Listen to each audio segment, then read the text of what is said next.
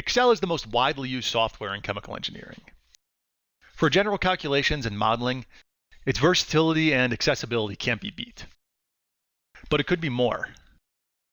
What if Excel were designed for chemical engineers?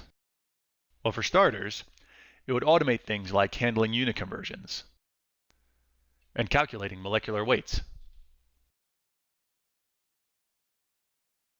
It would also give you easy access to standard engineering data, like steam tables and pipe sizes.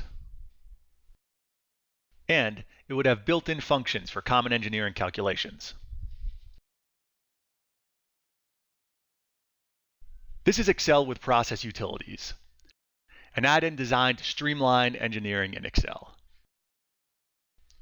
Work more efficiently, leave fewer places for bugs to hide, develop more useful, intuitive spreadsheets. Process utilities, developed by Burke Engineering.